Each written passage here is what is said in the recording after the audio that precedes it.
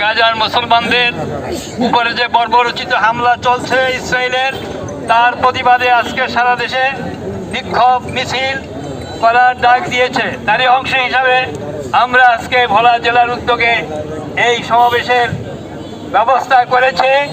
আমরা সর্বস্তরের মুসলমান ভাইরা আজকে যে মিছিলে অংশগ্রহণ করছেন তাদেরকে আন্তরিক মোবারকবাদ জানাচ্ছি এবং আগামীতে আরো কর্মসূচি নিয়ে আমরা গোটা বিশ্ব মুসলিমকে একত্রিত করে এই ইহুদি সংগ্রাম এই আন্দোলন অব্যাহত থাকবে ইনশাআল্লাহ। এদেশের তৌহিদি জনতা, মানবতার যারা পক্ষ অবলম্বনকারী, জাতি ধর্ম বর্ণ নির্বিশেষে সকলকে আহ্বান জানাবো এই জালেমের বিরুদ্ধে আমরা আন্তর্জাতিকভাবে প্রতিরোধ গড়ে তুলব এবং প্রতিটি মুহূর্তে আপনাদেরকে আমরা সঙ্গে পাবো। আজকের এই প্রতিবাদ সভায় যারা উপস্থিত হয়েছেন, এই ত্যাগ কোরবানি স্বীকার করেছেন, তাদেরকে আন্তরিক মোবারকবাদ জানিয়ে আমি এখানে আমার বক্তব্য শেষ করছি। আসসালামু আলাইকুম।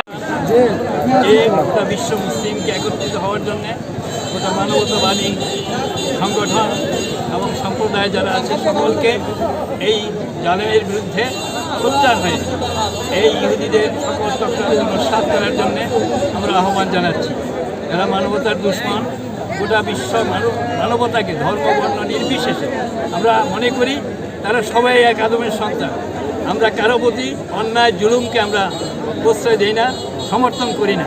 সুতরাং এই দীর্ঘদিন যাবৎ তারা প্রতিবারই অন্যায়ভাবে যে জুলুম নির্যাতন করেছে তার অবসান লক্ষ্যে শুধু আমরাই নই, শুধু জামাত ইসলামী নয়, গোটা বাংলাদেশের যত দল আছে জাতি ধর্ম বর্ণ নির্বিশেষে সকলকে আমরা আহ্বান জানাবো তারা যেন আগামীতে বলিষ্ঠ কণ্ঠে আমাদের সাথে তারা একত্রতা প্রকাশ করে ময়দানে নেমে আসেন এবং গোটা বিশ্ব মুসলিমকে আমরা এই জন্য আবেদন জানাবো।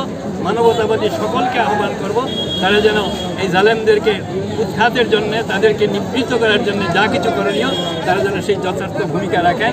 এই আহ্বান দেখি আমি আমার বক্তব্য শেষ করছি। আসসালামু আলাইকুম ওয়া রাহমাতুল্লাহি ওয়া বারাকাতুহু।